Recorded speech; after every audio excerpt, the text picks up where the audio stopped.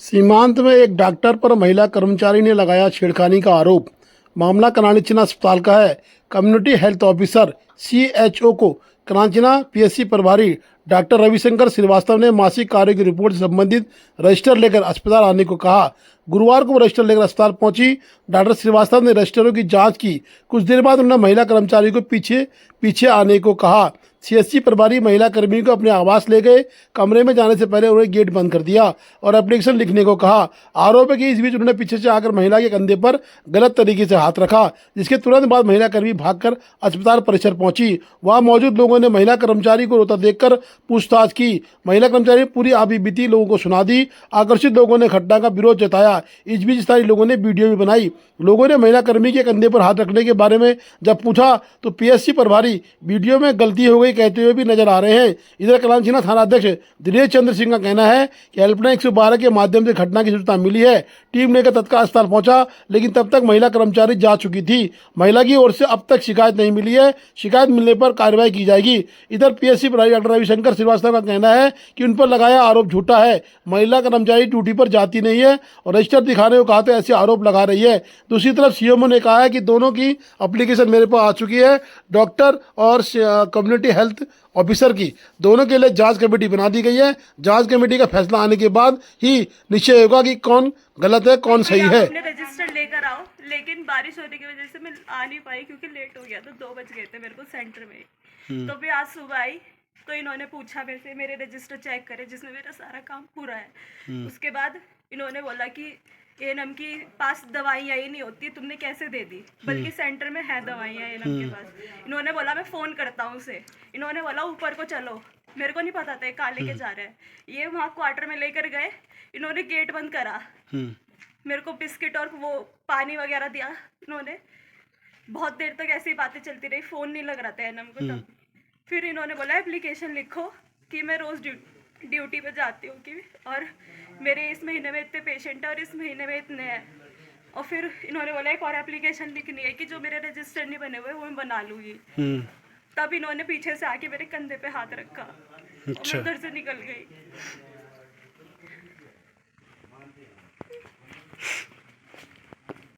जिम्मेदारी है उनकी आदमी। सब बोलिए, सब बोलो, मगर आप लोग सब बोलो यार, विश्वास करेंगे। सब बोलो यार, कुछ नहीं होगा। सब बोलो, रोने का मतलब बताओ। सब बोलो, मैं तो नहीं रोने का जानूंगा। मतलब क्या मतलब है? टच कैसे किया, फिर क्यों किया टच आपने? आपने टच क्यों किया? अरे क्यों भगा रहे हो उनको? सर आपने मेरे कंधे पे हाथ जब आप लोग ऐसा करोगे, सब लोग साथ खड़े हो ना यार, कहाँ जा रहे हो? चंद जी इधर आओ। अपनी माँ बहन को कैसे भेजेंगे? कैसे विश्वास से भेजेंगे?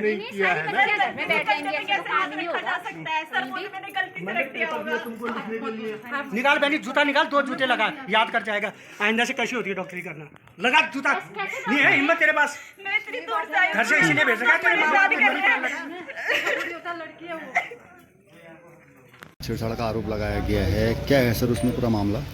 देखो, ये करनाल से जो मामला आया था सीएचओ के माध्यम से लिख के दिया है। मुझे तो ऐसा प्रतीत होता है कहीं आपस में जाए, जिस तरह से एक ही इंस्टीट्यूट में काम कर रहे हैं तो काम की वजह से या कहा सुनी होगी तो इस आरोप प्रत्यारोप का वो होता है।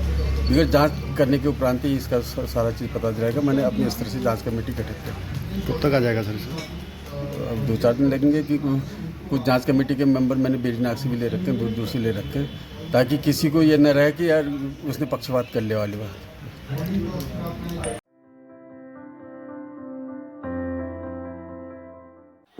धारचूला से पिथौरागढ़ को आ रही एक स्कॉर्पियो पुलेडा से 1 किलोमीटर आगे खाई में जा गिरी। वाहन में सवार 21 वर्षीय तनुज, 20 वर्षीय ऋषभ, 20 वर्षीय तुषार और 21 वर्षीय मधुर घायल हो गए। आसपास के ग्रामीण और जादर पुलिस ने चारों घायलों को खाई से बाहर निकाला। घायलों को तत्काल 108 की मदद से जिला अस्पताल पिथौरागढ़ लाया गया। इमरजेंसी ड्यूटी पर तैनात चिकित्सक डॉक्टर गौरव ने बताया सभी घायलों की हालत सामान्य है।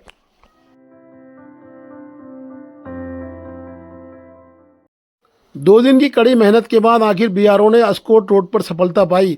अस्कोट बेड़ा में पहाड़नुमा पत्थरों को और मलबे को हटाने में समय लग गया। 32 घंटे के बाद उक्त सड़क खुली है। उक्त सड़क खुलने के बाद यातायात बहाल हुआ। उक्त सड़क से ज़्यादा प्रभावित मालवाहक ट्रक, कैंटर, बड़ी गाड़ियां रहीं। बड़ी गाड़ियां उस रोड में फंसी रही और 2 दिन तक उन्होंने संयम बरता, परंतु देखने में आया है कि बीआरओ ने कड़ी मेहनत की है। बड़े बड़े बोल्डरों को हटाना उनके लिए एक चुनौती था, क्योंकि उससे नीचे भी एक सड़क थी और उस सड़क को भी सुचारू रखना था, सुरक्षित रखना था। परंतु बीआरओ ने बड़ी मेहनत के साथ इस सफलता को प्राप्त किया है। 32 घंटे बाद आखिर सड़क खोल दी गई है।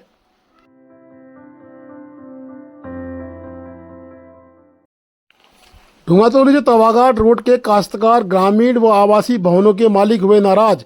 एनएच के द्वारा अभी तक मुआवजा नहीं मिलने से कहीं न कहीं बड़े नुकसान की बात उन्होंने कही है। उन्होंने कहा कि हमने अपने किराएदार, दुकानदार सब हटा दिए हैं, जिससे कि तत्काल एनएच हमें पैसा दे और हम मकान को तोड़फोड़ कर सके, परंतु एनएच ने हमारा कहीं न कहीं बड़ा नुकसान कर दिया है। पूर्व चेयरमैन जयसिंह दानू ने कहा है कि 15 दिन में अगर भुगतान नहीं हुआ तो यह हमसे जमीनें नहीं ले सकेंगे, और उन्होंने आज एक ज्ञापन उप जिलाधिकारी धारचूला को संयुक्त रूप से दिया है। धुआंतोली से तवाघाट मोटर मार्ग है, वो राष्ट्रीय महत्व का है, अत्यंत महत्वपूर्ण है और चाइना से हमारे संबंध नातों के इसको ध्यान में रखते हुए ये रोड को बनाया जा रहा था। किंतु विगत 2-3 सालों से ना तो इस रोड में किसी भुगतान हो रहा है, नहीं ये क्लियर किया जा रहा है कि कब होगा। आए दिन कागज मांगे जा रहे हैं और फोटो मांगे जा रहे हैं, लेकिन भुगतान की कोई प्रक्रिया नहीं हो रही है। जाँच मुझे जहाँ तक अभी ज्ञात हुआ है कि ये पुनः जांच होगा, जिसके लिए हम घोर विरोध करना चाहेंगे, क्योंकि इनके द्वारा पूर्व में निर्धारित प्रक्रियाओं के तहत ये कहा गया था कि ये तुम्हारी जमीन दे दिया है। हमने ना तो अपने मकानों से दुकान वालों को हटा दिया, अपने स्वनिर्मित बाहर अपना रहने का व्यवस्था भी करने लग गए। किसी ने घर बना लिया बाहर, किसी ने उधार लेके जमीन खरीद ली। अब आज पुनः जांच के नाम से ये विलम्ब करे और परेशान कर रहे हैं, ये संशय की स्थिति है, इसे दूर बहाल किया जाए। नहीं तो हम सारे सीमांतवासी इस देश की सीमा की बॉर्डर की रक्षा करते आए हैं और देश के हित में अपनी जमीन देने को तैयार थे। अब हम इनके कार्य प्रणाली को देखते हुए हम भविष्य में पुनः जांच के नाम पर धोखा जो होने जा रहा है, हम अपनी जमीन अब एनएच को नहीं देंगे। 15 दिन के अंदर हमें भुगतान हो, अन्यथा हमारी जमीन को ये भूल है, हम प्रयोग नहीं करेंगे। एनएच मोटर मार्ग में निर्माण कार्य जो चल रहा है, इसमें हमको कई वर्षों से जो 11 द्वारा रोड कटिंग होना, इसमें हमको ST/SC बाहुल्य क्षेत्र की जनता को उत्पीड़ित किया था, जिससे हम समस्त क्षेत्रवासी में बहुत रोष व्याप्त है। हमारे द्वारा कई लोगों ने भूमि चयन करके उन्होंने अपना रहने के भूमि चयन करके जमीन खरीद लिया गया, किसी ने अदवानी में मकान खरीद लिया गया, उनको भुगतान किया गया। इन लोगों ने हमको 2 साल से क्षेत्र की जनता का शोषण किया। इसके लिए हम बहुत निंदा करते हैं। इनके खिलाफ हम सड़क उतरने के लिए बेबस उठाएंगे। धन्यवाद।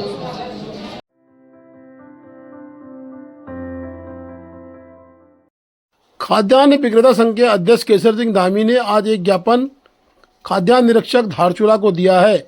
उन्होंने पूर्व की अपनी मांगों को फिर से दोहराया है। उन्होंने कहा कि हमारे लंबित लाभांश, हमारे जो चालानी कार्रवाई में लगे हुए पैसे हैं, वो तत्काल खाद्यान्न निरीक्षक से निवेदन किया है कि हमें जिला स्तर से वार्ता करके दिला दिया जाए, जिससे कि हम अक्टूबर माह में राशन उठाएंगे। अन्यथा उन्होंने कहा कि हम साफ शब्दों में कह दे रहे हैं कि अगर हमारे लाभांश का भुगतान नहीं हुआ या हमारे बचे हुए जो हमें लाभांश मिलने हैं, जो हमारे किराए मिलने वो नहीं मिले, तो हम अक्टूबर माह का राशन नहीं उठाएंगे। हमने आज जिला पूर्ति अधिकारी के जो ज्ञापन प्रेषित किया है श्रीमान खाद्य निरीक्षक महोदय धारचूला के द्वारा।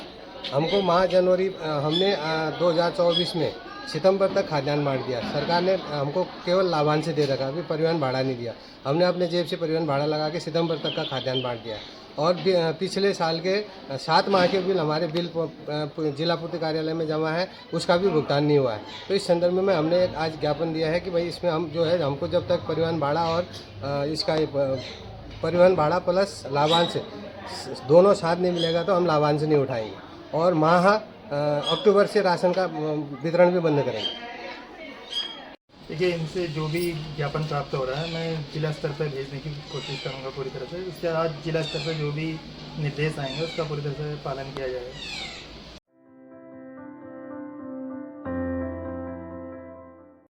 रोड कटिंग के इलवेज के कार्यों से पानी की टंकी जो खोतिरा को पानी सप्लाई करती है वो खतरे की जद में आ गई है। जल संस्थान जल निगम के द्वारा तत्काल कार्रवाई नहीं की गई तो वो टंकी धराशायी हो जाएगी। इलवेज कंपनी के द्वारा उक्त सड़क काट दी गई है और सड़क का मलबा लगातार बारिश में गिर रहा है, इससे खतरा उत्पन्न हो गया है। थाना जौलजीबी क्षेत्र से 2 किलो 20 ग्राम अवैध चरस के साथ एक अभियुक्त को गिरफ्तार किया गया। बता दें कि लगातार बढ़ी नशे की प्रवृत्ति पर अंकुश लगाने हेतु एसपी श्रीमती रेखा यादव ने जनपद पुलिस को सख्त निर्देश दिए हैं। इसी क्रम में थानाध्यक्ष बलवाकोट प्रभारी एसओजी टीम द्वारा बरम रोड पर बंदर खेत के पास अभियुक्त नंदन सिंह बिष्टु को 2 किलो 20 ग्राम चरस के साथ गिरफ्तार किया गया। विधिक कार्रवाई जारी है। अभियुक्त के विरुद्ध थाना जौलजीबी में धारा 8/20 एनडीपीसी एक्ट के तहत मुकदमा पंजीकृत किया गया है। अभियुक्त को न्यायालय में पेश किया जा रहा है। ड्रग फ्री देवभूमि मिशन 2025 को सफल बनाने हेतु जनपद पिथौरागढ़ पुलिस द्वारा सार्थक प्रयास किए जा रहे हैं। इसी क्रम में कल एक बड़ी सफलता हासिल हुई है। प्राप्त सूचना पर एसओजी व थाना पुलिस को रवाना किया गया, जिस पर संदिग्ध व्यक्ति की घेराबंदी कर उसके पोजीशन से 2 किलो 20 ग्राम चरस बरामद हुई है। गिरफ्तार अभियुक्त के खिलाफ विधिक कार्रवाई करते हुए सुसंगत धाराओं में अभियोग पंजीकृत कर न्यायिक अभिरक्षा में भेजा गया है। साथ ही इस कार्य को करने वाली पुलिस टीम का भी भूरी प्रशंसा करते हुए सराहना की जाती है। गिरफ्तार अभियुक्त अपने ही ग्राम में खेतीबाड़ी में मजदूरी का काम करता है। साथ ही उसके आपराधिक इतिहास के बारे में जानकारी जुटाई जा रही है।